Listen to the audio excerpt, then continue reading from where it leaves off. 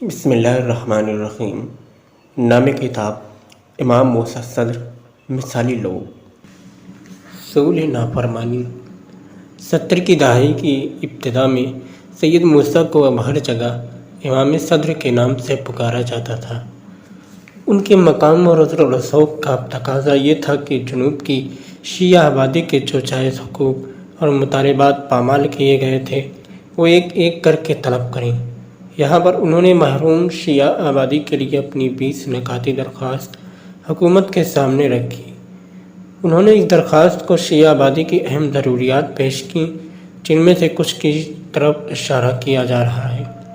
اسرائیل کے مقابلے میں ہر گاؤں میں ایک پناہ گاہ یا بنکر کی تعمیر، ہزاروں ایسے مسلمان کے لیے لبنانی شناختی کارڈ کا اجرا کہ جنہوں نے فرانس کے استعماری دور میں استعماری ایجنٹوں سے شناختی کارڈ لینے سے انکار کر دیا تھا، جنوبی لبنان سے بیروت تک ایک شاہراہ کی تعمیر، جنوب میں دریائے لطانی پر ڈیم کی تعمیر جو کہ 17 سال پہلے اسرائیلی حملے کا نشانہ بنا تھا۔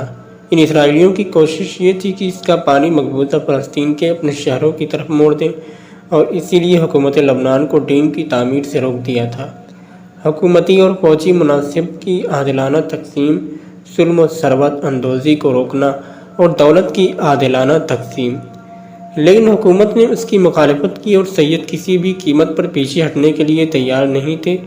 انہوں نے حکومت کے نام الٹیمیٹ جاری کیا کہ اگر ایک ہفتے کے اندر ان مطالبات پر غور نہیں کیا گیا تو سارے شیعہ وزیر اور عہدیدار اپنے اپنے عہدوں سے استعفیٰ دیں گے اور بے توجہی کی صورت میں سارے لبنان میں سول نافرمانی شروع کی جائے گی۔ لیکن رمضان 1973 کی عرب اسرائیلی جنگ اس بات کی طالب تھی کہ ساری قوتیں بیرونی دشمن کی طرف اپنی توجہ مبذول کرتیں۔ اسی بنا پر شیعہ آبادی کے مطالبات 6 ماہ یعنی 1974 تک سرد خانے میں پڑے رہے۔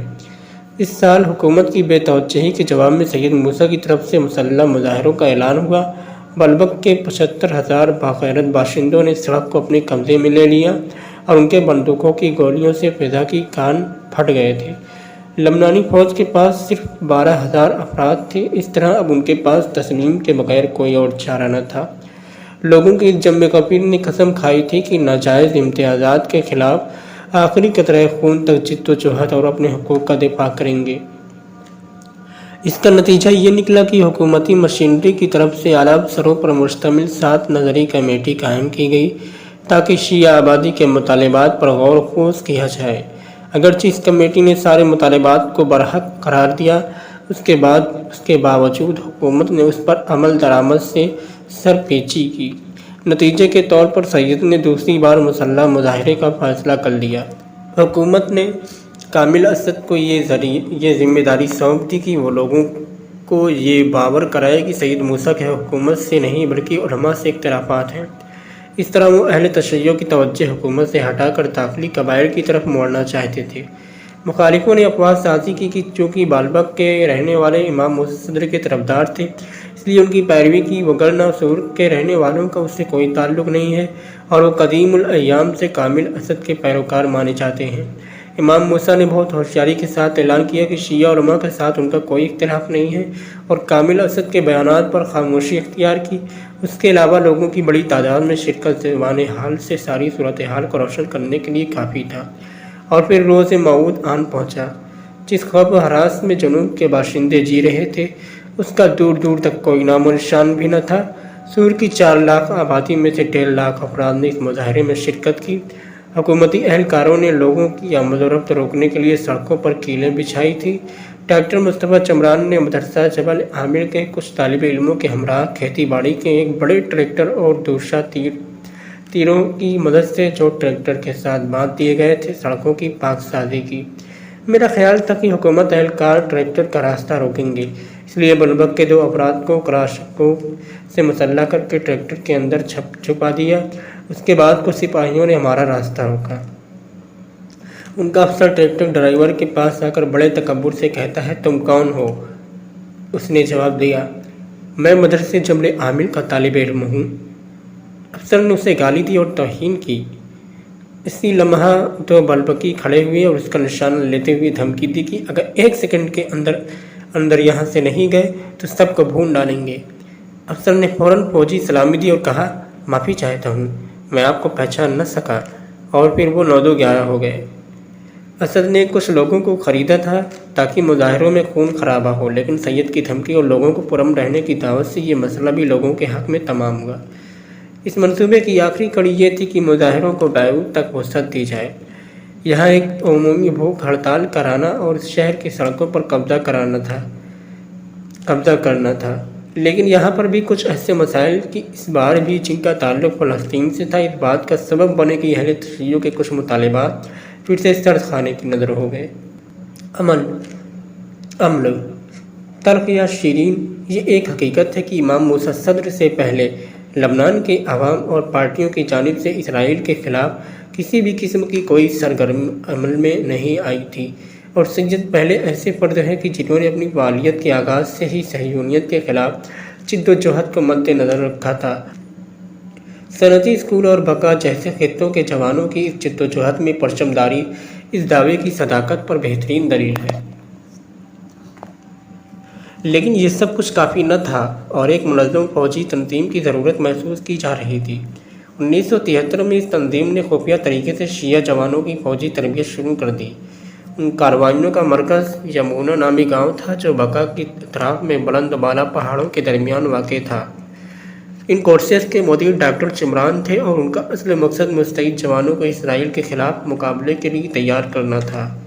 امام موسیٰ کی دلیل یہ تھی کہ حکومت نے جبل عامل کو فراموش کر دیا ہے۔ وہ کہا کرتے تھے کہ حکومت اسرائیل دست درازیوں سے مقابلے کی سخت نہیں رکھتی ہے، اس لیے خود ہم پر لازم ہے کہ اس سے مقابلے کے لیے تیاری کریں۔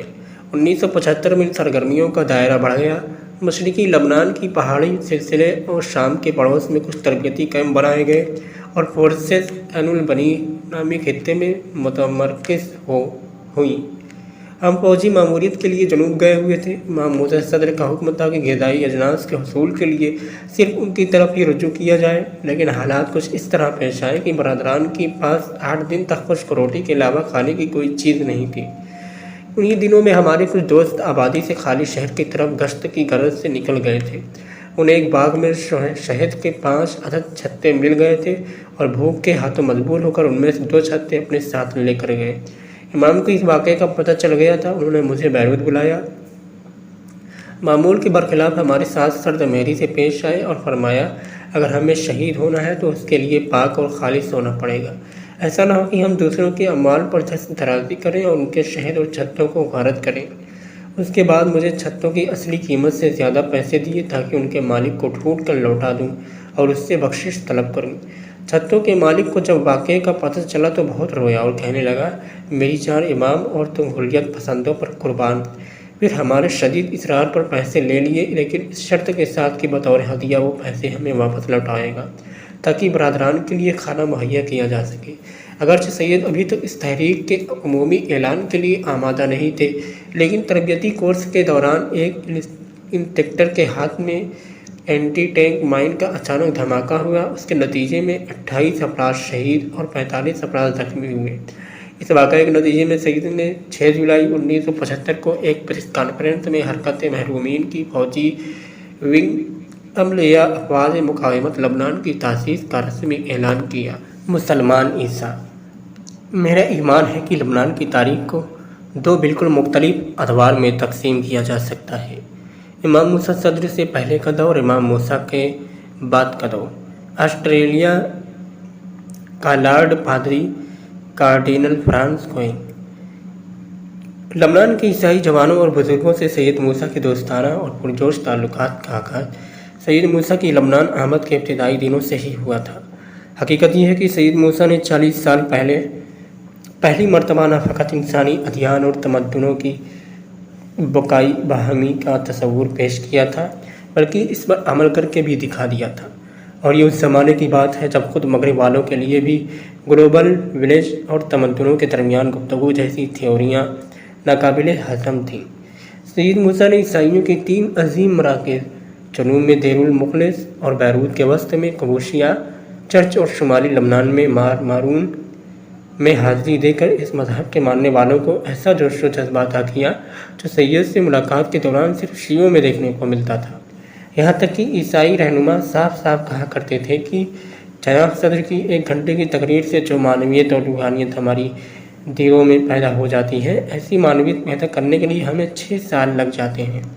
مثال کے طور پر سور میں رہائش کے دوسرے سال ایک عیسائی آئس کریم بیچنے والے کی سید موسیٰ سے ملاقات کی خبر جنگل کے آگ کی طرح پورے لبنان میں پھیل گئی۔ اس زمانے میں مسلمانوں کا عیسائیوں کے ساتھ لین دین حرام سمجھا جاتا تھا، اور سور جیسے شہر میں کی جہاں کی اکثریت مسلمانوں کی تھی، آئس کریم فروش جوزف انتیبیہ کا کسب کار قصاد بازاری کا شکار تھا، جس کے نتیجے میں وہ اور اس کا گھرانہ شدید غربت میں زندگی بسر کر رہا تھا۔ انتیبیہ نے سید کی فعالیت کا شہرہ سن رکھا تھا۔ موسم گرما میں ایک دن ان کے پاس آیا اور روتے پیٹتے اپنی مشکل ان کے سامنے رکھی۔ امام نے بھی فوراً اپنے کچھ دوستوں کو اکٹھا کیا اور انتیبیہ کی دکان پر جا کر سب کے ساتھ آئس کریم کھائی۔ اس طرح ایک غلط رسم جو پورے لبنان میں سرایت کر چکی تھی کا بہت ہی سادگی کے ساتھ خاتمہ کر دیا گیا۔ اس واقعے کے نتیجے میں لبنان کے بہت سارے عیسائی امام موسیٰ کے حلقۂ طرفداران میں شامل ہو گئے، یہاں تک کہ اپنی رسمی تقاریب میں بھی انہیں بلاتے تھے تاکہ ان کے چرچوں اور ڈیروں میں وعظ و نصیحت کریں۔ جب سید کا کسی عیسائی بستی میں تقریر کا پروگرام ہوتا تھا، دوسری بستیوں کے لوگ بھی قبائلی رقابت کے باوجود اس میں شرکت کرتے تھے۔ سید موسیٰ کے لیے لوگوں کی یہ حمایت اتنی پرزور تھی کہ لبنانی عیسائیوں سے وابستہ اخبارات نے بارہا اعتراف کیا کہ امام صدر وہ واحد شخصیت ہے جو لبنان کی صدارت کے حقیقی معنوں میں اہل ہے۔ اس شہر کے عیسائی اپنے ہم وطنوں سے ہمیشہ کہا کرتے تھے کہ آپ کے آقا کو دیکھ کر ہمیں حضرت عیسیٰ یاد آتے ہیں۔ اگر وہ عیسائی ہوتے تو ہم حضرت عیسیٰ کی مانند ان کی پیروی کرتے۔ اس طرح کے واقعات بار بار اور کئی بار پیش آئے، اور انہی میں سے قبوشیہ چرچ بیروت میں عید روزہ کے عنوان سے سید موسیٰ کی تقریر تھی۔ اس تقریب میں لبنان کے تمام عیسائی بزرگان نے شرکت کی اور لبنانی صدر شار العلوم کے توسط سے ان کا تعارف اور ادائے احترام کے بعد سید موسیٰ اسٹیج پر چلے گئے اور اپنی تقریر کا آغاز ان الفاظ سے کیا: خدایا، میں تیرا شکر گزار ہوں، اے خدا، اے ابراہیم و اسماعیل کے خدا، موسیٰ و عیسیٰ کے خدا، کمزوروں کے خدا اور ساری مخلوقات کے خدا۔ اس تقریب میں سید موسیٰ کی گفتگو نظریہ بقائے باہمی ادیان پر ان کی ایک مستدل اور معتبر تقریر مانی جاتی ہے، اور اب بھی یہ حکیمانہ غور و فکر کی دعوت دیتی ہے۔ ادیان ایک تھے اور ایک ہی مقصد کے طالب، زمینی خداؤں اور طاغوتوں کے خلاف جنگ، کمزوروں اور مظلومیت کی حمایت، یہ دونوں ایک ہی سکے کے دو رخ ہیں، اور جو ہی ادیان غالب آ گئے، اس کے ساتھ ساتھ کمزور طبقہ بھی غالب آیا۔ طاغوت نے اپنا بھید بدلا اور اپنے اہداف کے حصول کے لیے دین پر بھی سبقت لے گئے۔ وہ دین کے نام سے دین پر حکومت کے در پہ ہوئے۔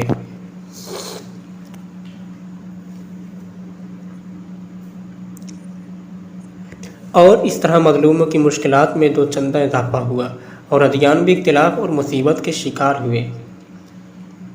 لہذا اختلاف کی کوئی وجہ نہیں ہے مگر مفاد پرستوں کے فائدے میں۔ اخبار النہار کا عیسائی نامہ نگار اس تقریب کے سلسلے میں رقم تراز ہے۔ طول خطاب کے دوران سانسیں سینوں میں حبس ہو کر رہ گئی تھیں۔ لوگ عاشقانہ انداز میں امام کی تقریر سن رہے تھے۔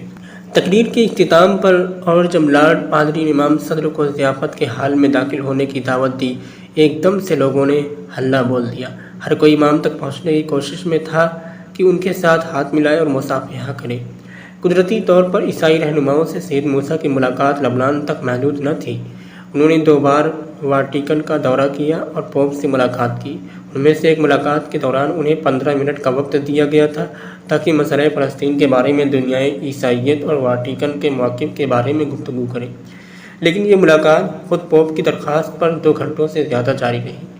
اس کے علاوہ سید کی ہمیشہ یہ کوشش رہی کہ جس طرح وہ عیسائیوں کی مذہبی تقاریب میں خطبہ پڑھتے ہیں، عیسائی رہنماؤں کو بھی مسلمانوں کی تقریبات، مثال کے طور پر نماز جمعہ میں تقریر کرنے کی دعوت ملنی چاہیے۔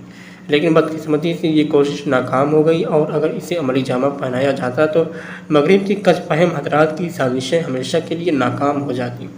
اس کی وجہ بھی بعض افراد کی دشمنی اور لبنان کی داخلی جنگ تھی۔